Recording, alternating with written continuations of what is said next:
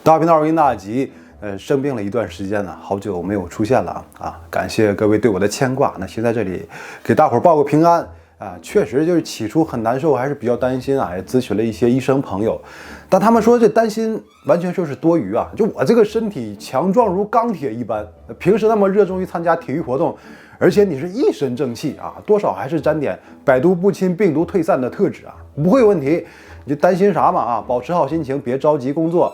所以我这么久没更新呢，和我那个朋友有很大的关系啊，我只是听人劝而已。现在已经是问题不大了。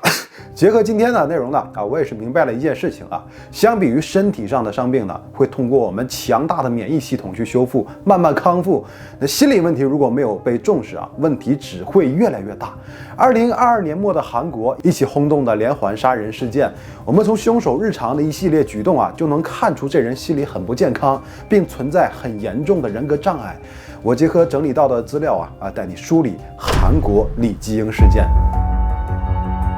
2022年12月25日，圣诞节的中午，韩国坡州警方接到一通报警电话，一名女生去男朋友家里准备喂猫，正寻找猫粮，打开衣柜的时候，出现了让她一生都难以磨灭的恐怖景象。随着衣柜的门被打开，里面赫然摆放着一具男性尸体。一阵尖叫过后，强行让自己内心平复下来，跑出公寓，然后第一时间拨通了报警电话。警方到现场之后认定死者为一名60多岁的男性，那死因是头部多次遭遇钝器打击身亡，并且很快就确认了身份。因为在当天凌晨，警方接到了失踪人员报案，60多岁的男性出租车司机失联5天，下落不明。起初还给家里人回复短信，说手机马上没电，不能及时回复，然后电话始终关机，又接连5天不见踪影。儿子感到很不安，最终选择报警。后经过确认呢，死者正是已经失踪5天的出租车司机，而报案人的男朋友时年31岁的李基英具有重大作案嫌疑。那警方在圣诞节当天晚上，在医院把正在接受外伤治疗的李基英抓获。而李基英之所以受了外伤，是因为在这天晚上发生了一些小意外。那监控拍到他独自一人来到了一家餐厅看到一群年轻人正在吃饭，就很唐突和他们提出了奇怪的建议，那希望让自己加入一起喝酒，作为交换呢，可以给他们点烤肉吃因为圣诞节年轻人都在外面玩得很开心呢，这一桌人没有多想，就当是结识一个新朋友嘛，所以就让李基英坐下来，大家一起喝酒吃烤肉。那席间，李基英和所有人说自己不是一般人是财阀的后代，继承了巨额财产，那所以有很多钱，即便不用工作也足够了可后面的谈话内容逐渐离谱。李基英问所有人希不希望赚大钱如果为了赚钱，你们敢不敢杀人这类的问题，这让他们都感到了强烈的不适。那最终李基英被叫出了餐厅，被其中一位男生给揍了一顿之后李基英一人去附近的医院治疗，被警方抓获他也知道衣柜里的秘密被发现了，所以很快就承认了罪行。就在5天之前，2022年12月20日，李基英开车来到京畿道高阳市，请女友和他的父母吃饭。席间呢是喝了酒的。散场之后，李基英执意要开车回到坡州。那尽管女友让他找代驾，极力劝阻，那两人还为此大吵一架。可最终李基英还是酒驾离开。就在经过一个路口的时候，那李基英驾车向右转弯，和正在主路直行的出租车撞在了一起，发生了事故。那两人全都下车查看情况李基英是要负全部责任的，而且他是酒后驾车，一旦报案的话呢，那李基英非但要全额赔偿所有损失，还要面临严厉的刑事处罚，所以希望和对方私下和解。那想必是令对方很满意的赔偿金额，所以对方同意了。那李基英说身上没有现金，需要司机和自己回到公寓取钱，然后支付。就这样肇事15分钟后呢，司机开车跟着李基英去了公寓。那李基英和警方说确实准备用钱解决，但后来两人因为金额发生争执，司机还威胁如果不给钱就报警，于是就产生激烈冲突，自己一时无法控制情绪，手持钝器失手将对方打死。从他和司机进入公寓到他再次单独离开整个过程只有25分钟。但他在事后呢，非但没有报警，反而将尸体塞进衣柜。然后李基英把出租车开走停在1公里外的一处空地，又一并清空了出租车和自己车上的行车记录仪。因为死者没回家，所以家人多次打电话。那李继英冒充死者给家人回信息说太忙无法接电话，又说马上没电，暂时不要联络等等借口去搪塞，强行制造死者还活着的假象。这期间他通过死者的手机和个人信息办了贷款，短短5天内盗取超过5400万韩元。那死者信用卡存在多笔大额消费，李继英购买价值约600万韩元的情侣戒指给自己和女友，并连续支付了几天昂贵的餐厅、酒吧和酒店的费用。这时候女友才知道，那天两人吵架之后，他用来哄自己开心买的礼物，全都沾满了死者的鲜血。然而事情到这里并没有结束，因为调查后发现呢，李继英背负的命案不止一起。而让人震惊的是，衣柜藏尸这间公寓并不是他的，而是在一名50多岁的女士崔某的名下。而且崔某从2022年8月份开始就失踪了，而他的手机却一直由李继英使用。后经警方审讯，李继英终于承认，50多岁的房主崔某是一名练歌房的陪酒女，同时也是自己的前任女友。而此时的崔某已经死亡。那两人从2022年4月相识，然后开始恋爱关系。那或许是真爱，又或许是别有所图。相差20岁的年龄，并没有阻挡两人爱的火热。关系原本相处得很好，一直在女方家里同居生活。李继英软饭硬吃，给崔某整个拿捏住了啊！在崔某的眼中，李继英依然是财阀后代的人设。李继英承认自己有过婚史啊，但那场婚姻只是被迫在一起，为了2个家族联姻，那长辈把他配对给了从事教育事业财阀的千金，所以彼此呢就没有什么感情基础啊。以前太年轻没得选择，但最终还是鼓起勇气面对真实的自己，离婚了啊。直到遇见崔某才陷入爱河。那崔某也很喜欢李继英啊，总是和别人夸耀自己的男朋友。说他是个很有力量、很稳重的人，真的太帅了啊！之后，崔某还拿着昂贵的戒指向周围的人炫耀，说我男朋友向我求婚了，还说李继英已经给他买好了一套高级公寓，结婚了以后两人就会一起搬过去居住，和别人不断畅想自己未来的幸福生活。那李继英口中的高级公寓其实根本就不存在，但他却以买公寓等事宜为借口和崔某借款超过3亿韩元。那崔某心甘情愿为自己的小男友付出，还真的以为自己遇到了真爱，但他不知道已经身处险境，他的钱李继英必然是还不起的。当那些如泡沫一般的谎言即将被戳破的时候，说谎者为了维持体面，必然会做出极端的选择。2022年夏天，他们还一起外出游玩，可就在8月初的时候，两人争吵开始变得越发频繁。李继英说，有一次两人因为争吵太过激烈，他朝崔某扔过去一个修理自行车的工具，打到崔某头上，结果他就死了。失手打死了女友，让他感到害怕。他销毁了工具，并且将崔某尸体用车拉走，遗弃在了坡州市的孔陵川。此后的时间就像寄生虫一样，一直居住在那间公寓，还通过崔某手机回复亲友的消息，伪装他还活着的假象。这崔某去世以后呢，李继英把之前买的2枚戒指全部卖掉，并开始透支他的信用卡，把公寓进行了抵押贷款，套取了1亿多韩元。在这期间，他又结识了同为陪酒女的现任女友。这时候他和别人说自己亲人去世呢，继承了一大笔钱，而所谓亲人去世呢，却并没有让他感到丝毫悲伤，反而是无法抑制的兴奋。那别人都感觉他这个状态很反常。这中间呢还有一个插曲啊，就因为把崔某的公寓进行抵押嘛，所以银行安排验房师到公寓验房。验房师说他对李继英的印象很深，因为是陌生人呢，在验房的时候，李继英突然告诉他，我父母刚刚去世，继承了一大笔遗产。验房师感到很奇怪啊，谁问你了啊？我都不认识你，都搞不懂和陌生人炫耀财产是什么心态。 피해자 유족에게 할 말 없으세요? 유족분들과 피해자분들께 죄송합니다. 어떤 부분이 죄송한 겁니까? 제 살해 생각이 죄송하다고. 네. 추가 피해자 없습니까? 예, 없습니다.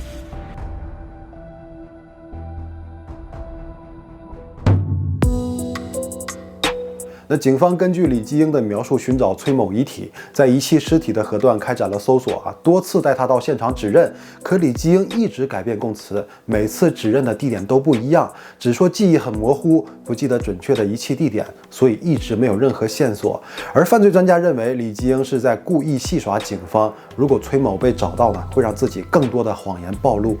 比如所有人都不相信的过失杀人，如果无法找到尸体和凶器，就无法检验到真正的死因，也很难准确定罪他应该知道这一点，所以他指认的现场未必是真的抛尸地点。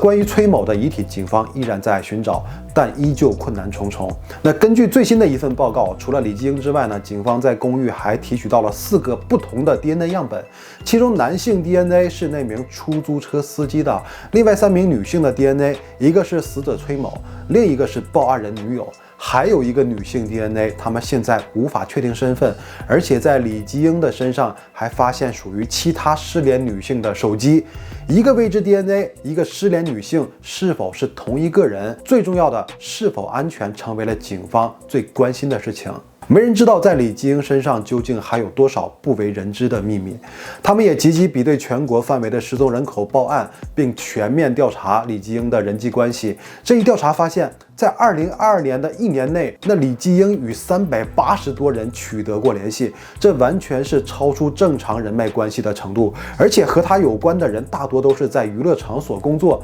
也正是他经常去消费的地方。所以我们大概能看出李继英的生存模式。他把社交人群呢主要集中在娱乐场所，用各种办法呢去主动认识更多的陌生人，然后筛选目标。如果是符合条件的女性，他就会去追求对方，再找准机会榨干对方的所有价值，甚至夺取性命。那警方经过不断联络，确认的380多人都在安全的状态，但也确定了李继英在和现任女友交往，甚至见过对方父母的状态下，还和其他多名女性存在恋爱关系这就很可怕。如果现任女友没有及时发现李继英的真实嘴脸，或许真的也要步崔某的后尘，凶多吉少。那么李继英对于男性目标是如何处理呢？警方也发现了一个很有代表性的当事人，在坡州经营着医院、餐厅等多项事业，45岁的金某。2022年11月呢，李继英偶然来到金某的餐厅吃饭看到社长金某之后呢，就主动搭讪，一来二去，两人就熟络起来金某自我介绍说自己45岁。你多大年龄啊？李继英说：“那你比我年轻，我今年53岁。”这金某很吃惊你怎么可能53岁呢？李继英说了一个看似合理的理由，因为自己是演艺圈的和任长丁呢是同辈，关系非常好，平时自己很注重形象和保养在演艺圈50岁这个状态很正常金某一听有道理李继英还说自己经营了一家影视公司，还在上升期，以后呢金某有意向可以考虑投资。这金某是很有社会阅历的人，但他回忆李继英在说话的时候表现出来一种超强的掌控能力，包括他的状态、说话的神情和肢体动作都显得很老练，再加上很多自己不懂的专业术语，以至于他没有产生怀疑。12月的时候，李继英说自己有个别墅专门做招待用的，有时间过来做客自己再找些明星过来一起玩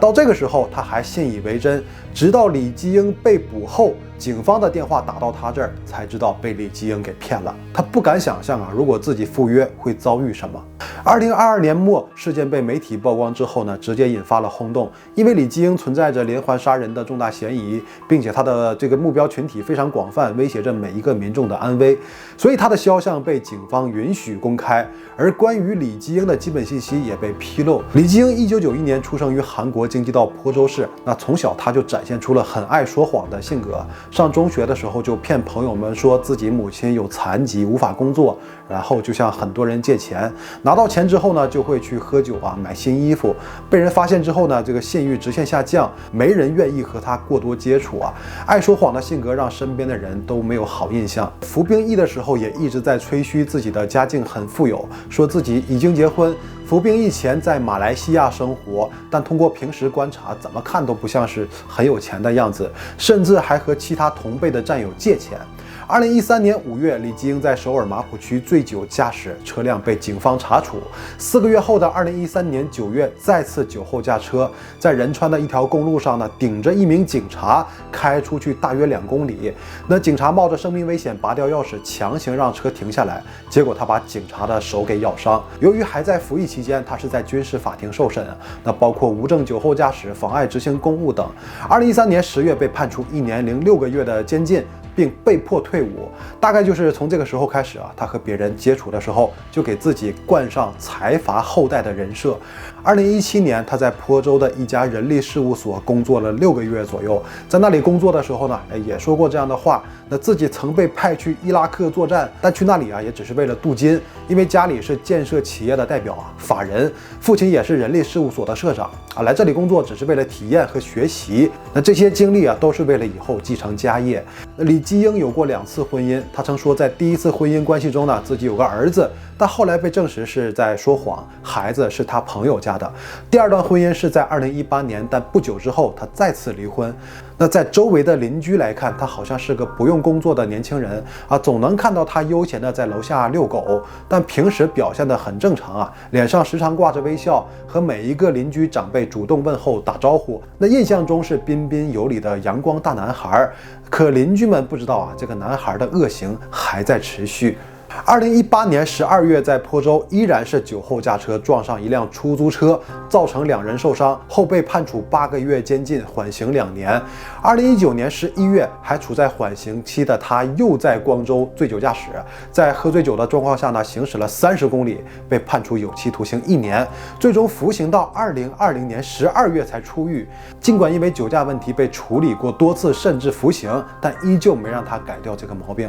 那直到2022年12月20日，在高阳市再次酒后驾车肇事，那监控探头拍下了他预谋作案的整个过程。或许因为冬天的缘故，那李基英无法找到合适的抛尸掩埋地点，所以他暂时把遗体藏在衣柜里。但没成想，自己花重金哄好的女友主动到访公寓喂猫，让事情彻底败露。那警方目前认定2起案件都是抢劫杀人案，如果最终判决如此啊，就是无条件死刑或者是无期徒刑。但很显然呢，李基英不会轻易认罪，对于2起事件都声称是过失杀人啊，并且并不是为了抢劫钱财而去杀人，而是在事发之后才想到去榨取死者的财产。那估计将来的审判中啊，如何认定会是重点关注的因素。如果他的主张得到认可，那在量刑上啊，或许会让人失望。而且在崔某的尸体和作案工具都没有发现的前提下，警方还是相对被动啊，希望可以尽早拿到有力线索，也希望这个事件中不会再有新的被害人出现。那后续关于李基英事件如果还有重大进展呢，我也会及时跟进。就我们能发现呢，李基英这人说谎并不是单纯的虚荣，而是存在目的性，是为了获取更大的利益而进行铺垫。那根据相关犯罪心理专家的分析呢，认为李基英的行为很符合一种叫雷普利综合症的人格障碍。那病症的表现就是习惯性的说谎，那通过说谎来满足内心对于权势名利的高度融合，因为他们对于社会成就有着非常强烈的欲望和驱动力，并且非常希望从社会反馈中得到羡慕、嫉妒和认可。但实现欲望的能力不足，无法满足这种社会成就，患者会自我想象和虚构自己的社会地位，自我包装，去欺骗周围不太熟悉的人，从而获得极具渴望的正反馈。有人会有疑问呢，这不就是我们常说的装逼吗？其实也可以理解为这种意义上的装逼就是雷普利综合症的轻度表现。但我们也要知道，这种人格障碍和装逼的内核就是2个大字：自卑。他们看不起自己的起点，又害怕别人看到自己的出身，通过最简单粗暴的方式得到正反馈，达到自我满足，从而掩盖自己最不堪的一面。而重度表现就如事件中的李基英，那现代心理学研究认为，雷普利综合症也属于反社会人格，因为这种患者为了维持自己的谎言，会不择手段的去获取金钱或抹杀识破谎言的人，从而增加犯罪的几率。可怕的是这种重度患者呢，会失去自我诊断的能力，不知道自己有精神疾病，更无从接受精神治疗。所以作为我们要及时辨别，如果身边有这种人，还是要保持一定距离。以上就是本期的所有内容，到最后别忘了点赞日大就谢谢你了，拜拜。